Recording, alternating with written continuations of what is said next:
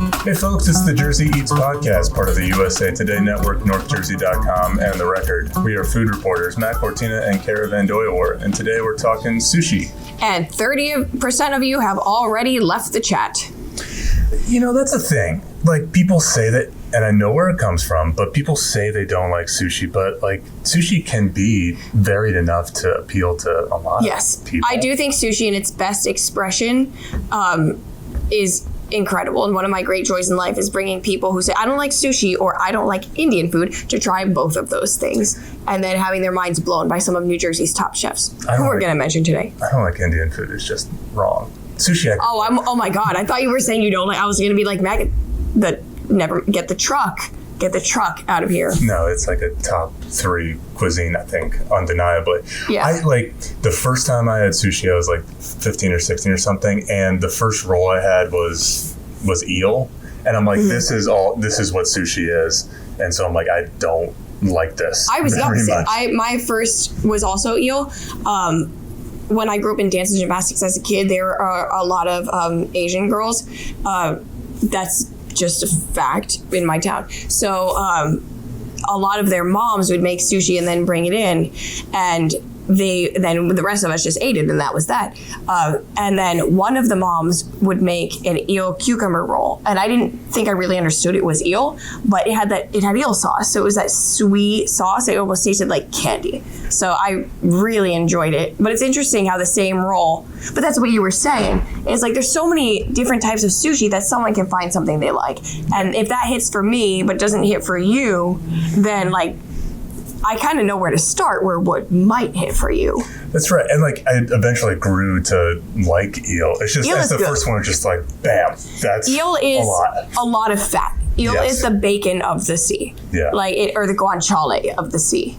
You watch those like survivalist shows where all they have to eat is like fresh caught eel, and people are like puking as they eat the fresh caught. It's so like, it's crazy. It's so unctuous, I think. Eel was a luxurious food at one point in time, like back in Italy in like the 1500s. Eel was a food for royalty.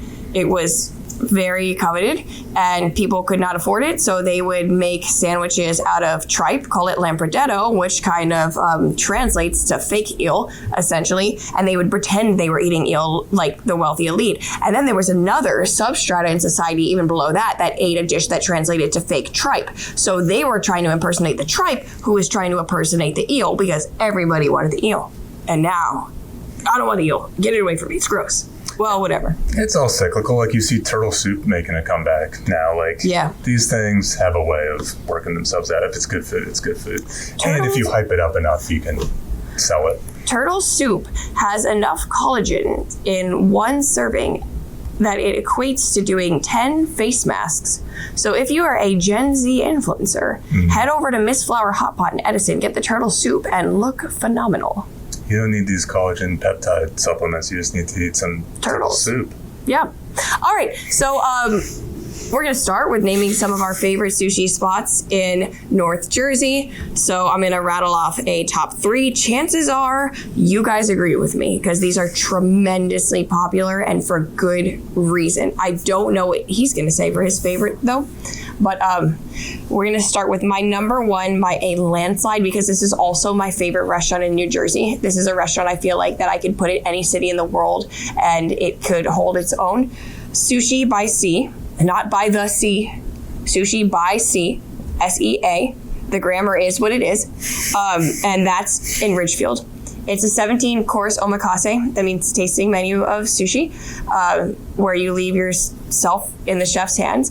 And the chef, Chris, has worked in 9 different Michelin-starred restaurants, but only a couple were in America. So he has really good connects to sourcing that comes from all around the world. So this is kind of like a global tour through fish, where you might see some fish from Spain. You might see some fish from Korea. You might see fish from New Zealand or Brazil, all on the same tasting menu. So it's very cool, very elevated, and they only sit 12 at a time. Their motto is come as strangers, leave as friends, which is very indicative of what happens there. Like, you go and you start talking to the people next to you who are very also passionate about food, and you leave as friends. And I think that's really cool that the motto in a restaurant is something that doesn't even have to do with food. It's like the food was so incredible that you even just forget you're eating and are just focusing on the social experience of like human connection. It's a really special restaurant. Well, the critical point is that like they back it up. Like you left with that feeling like Olive Garden says your family, but you're not really family at Olive Garden. Yeah, and Chef Chris gets progressively more plastered throughout the night on sake, so it gets very fun. It really feels like you're at a family party. That'll bring you together. So, but he gets more talented as he gets more drunk. It's like incredible. But so my second favorite this is one of you guys' favorites, and it's so justified. Butterfish in Rutherford. This is like super bougie sushi, but it's also not going to totally break the bank for what it is. But for example, some of my favorite pieces are, and their hand rolls, instead of being wrapped in the nori, are grab rolls. Like they serve it like a nigiri, so rice and fish, and then they give you the little nori on the side so you can pick it up yourself. So the nori never gets soggy, which I love. It stays crispy. So, but some of the grab rolls that are, demonstrative of that elevated theme, the toro and caviar is one of my favorites. The seared salmon and white truffle is another favorite, and this one is stellar. The surf and turf cut roll, that's the A5 wagyu as turf, blue claw crab as surf, uni, caviar, and foie gras, all in the same bite.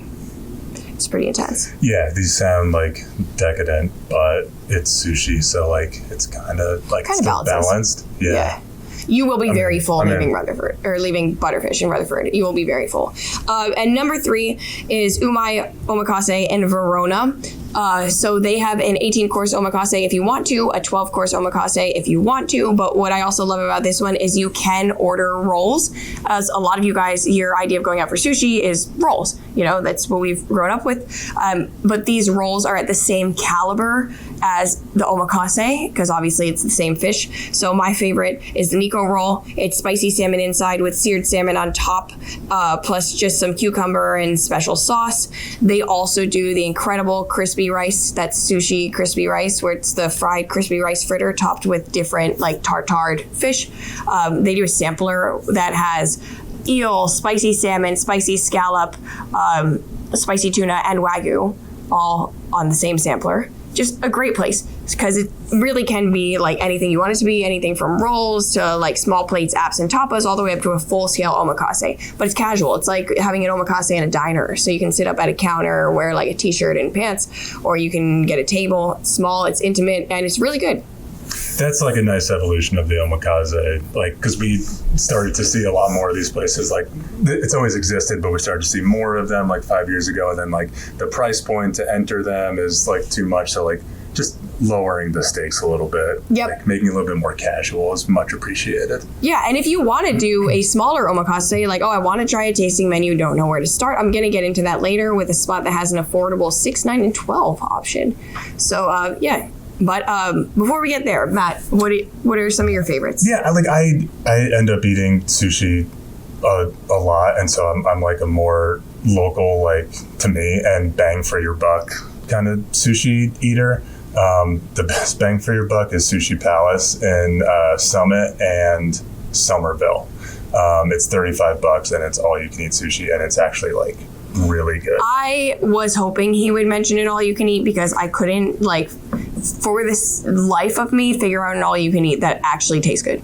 So there is an option. This is the one, and it's a good time. You bring a bunch of friends. It's awesome. Juichi is like one of my favorite restaurants in North Jersey. Morristown is the one I go to, but I think they have one in Montclair. Yep, and the sushi is the strongest thing by far in that restaurant. It's excellent, and the specialty rolls are excellent. I also think the ramen is really good too. It's just a great restaurant, and it's so cheap too compared to like for what you're getting. It's really affordable.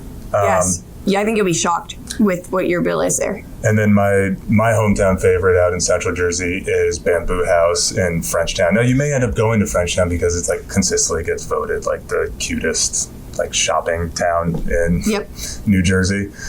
So if you're in that like Lambertville might have area, something to say about that. I know, and I kind of disagree, even though I live right next to Frenchtown. But Bamboo House, there's not a lot of great really any really great Asian food in Hunterdon County, except for Bamboo House. It's right on the river. It's Japanese, it's Thai, and the sushi there is always fresh.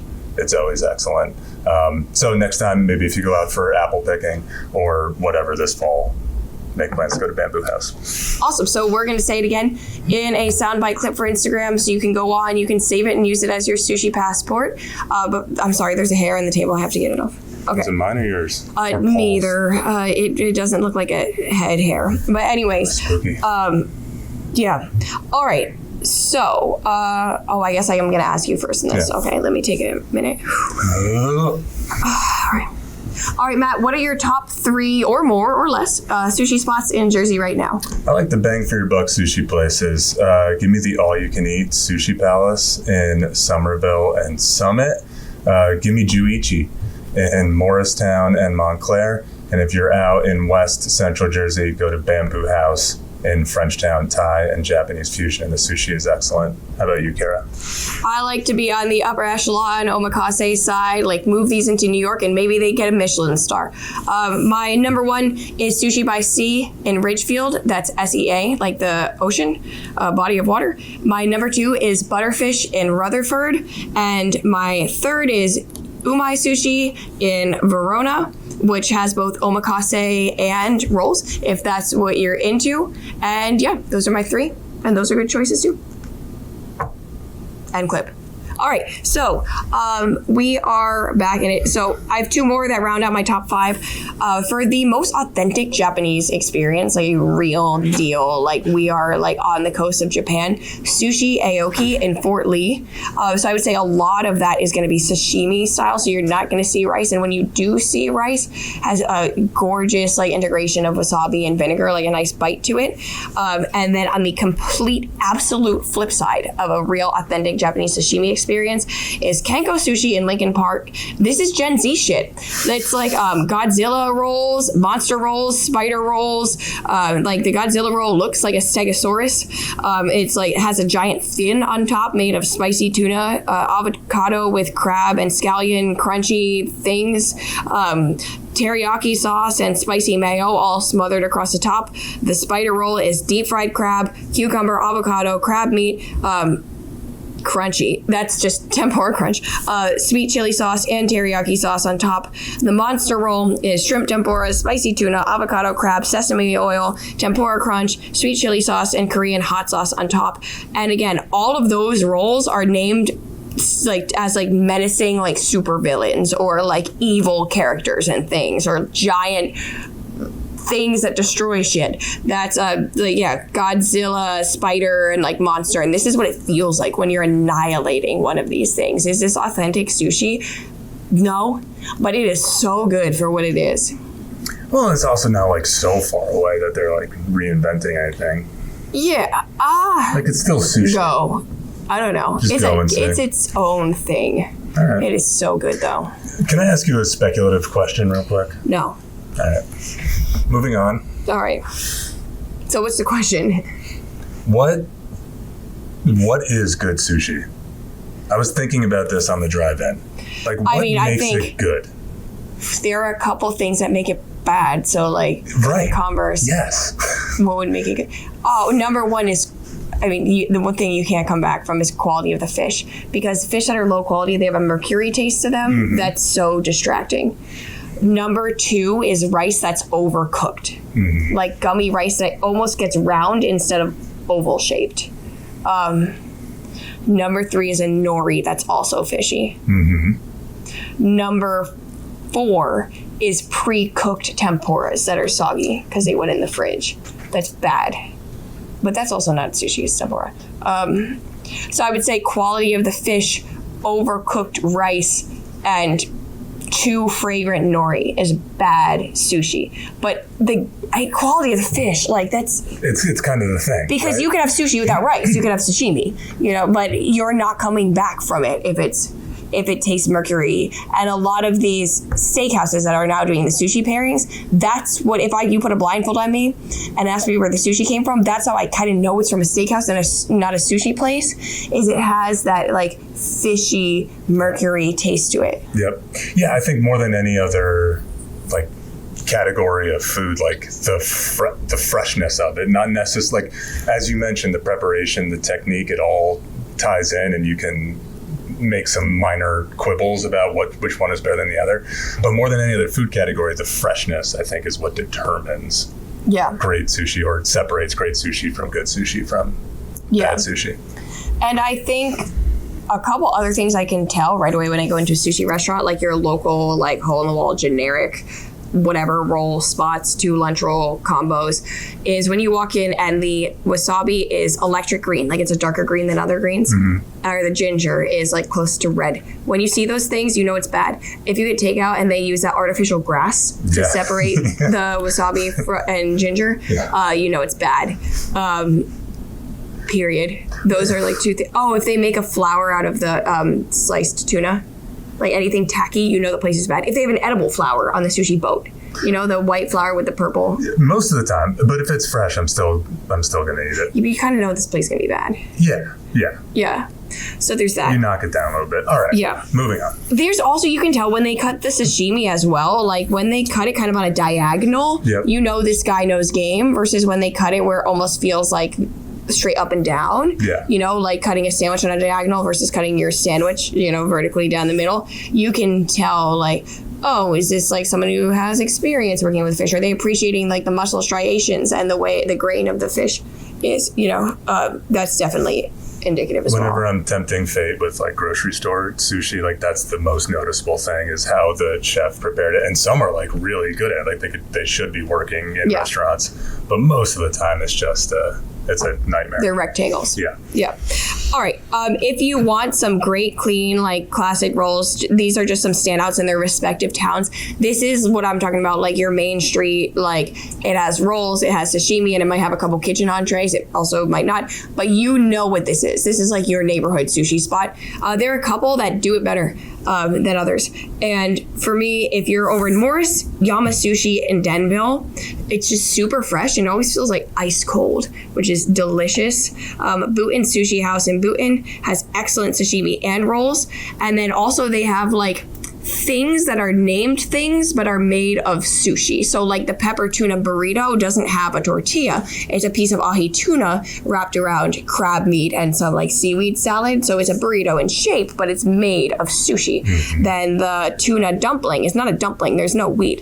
It's again, it's like a thin tuna sashimi outside shaped into like a xiaolong bao, like a soup dumpling, and it's filled with crab meat, avocado, tobiko, which is like a roe, tempura crunch, and spicy mayo. It's like a blend of like a cold fish salad. So that place is really, really good. And I always love when your local joint has like toro on the menu, because you know they actually care about sushi. They're like, oh, I'm excited to source this in and serve it to people who don't know what it is, you know. That just seems like they're passionate about the sushi industry. So anytime you go to a place and you see toro on the menu or uni in one of these strip mall joints, you're like, oh, these guys are like excited to own this restaurant. Yes. So then if I go over to Bergen, I think in Ridgewood, both Shumi and Maro are both good. Sushi Nabi and Teaneck, that's like a 4.9 on Google right now. I like the tataki roll. The crab meat salad roll actually has pesto in it, which is fun. Interesting. And I know you guys love volcano rolls, and they do a great one. Yes, and then Bone in Westwood is another one that'll give you the option of doing an omakase, a tasting menu that's affordable, or just ordering a la carte, like rolls, whatever. And then if you need sushi in Sussex County, I'm not saying do that, but I'm never complaining going to Tokyo Sushi in Sparta. Get the jackpot roll, and you're going to have an awesome time. That is a good-ass roll. And then they have this thing called salmon salsa and tuna salsa, which is really, really good. It's essentially just tuna or salmon tartare with some crunch in there. Period. Yeah. All right. If you do want the sushi in a steakhouse thing, because that's a thing, it is a thing right now. We are seeing more and more of it. Yeah, and I'm always going to give a plug to the River Palm Terrace for starting that before it was a thing. Y'all been doing that since before I was live, so good on you. And then the more recent, like, newcomer to the game is Blue in Livingston. Also, they have Blue in the Hudson, the original one, but Blue in Livingston, I kind of like it better. That might be in my head. Everyone has their favorite White Castle location. Yeah, I guess so. Unless they like none of them. Well, they're all also people who like know Blue on the Hudson's. Well, the Livingston location is newer. Yeah. There's some novelty there. Yeah, it's fun. It's fine. It's vibey. So I think that they're doing a really good job. The best new sushi spot, though, this year is probably Hand Roll House. That's a spinoff of Butterfish. It's really cool because the whole thing's set up in a big like horseshoe, and it kind of looks like you're in like an ice sculpture garden with the coloration of it. That's another one that's still hanging at a 4.9, and for something to be that hyped and still not get slammed, that's pretty impressive. But that's just hand rolls, nothing else. They have like spicy cucumbers and like 2 appetizers, but they give you a little like index card. You can check off the ones you want and how many you want. It's a quick in and out. They have a no children under 10 rule or after 7:30 or something, which is awesome. I mean, I love kids to death. I really do. But like, it is fun in that place. Then my best affordable sushis, Sushi Bada in Cliffside Park. That's the one I was mentioning where you can do a 9-piece omakase, a 6-piece, a 12-piece. 12 pieces is only $89, which I know might sound like a lot, but like relatively it is not a lot. $89 for like high quality fish. You could also do a sashimi tasting for just $42. So cut the rice and it was like half the price.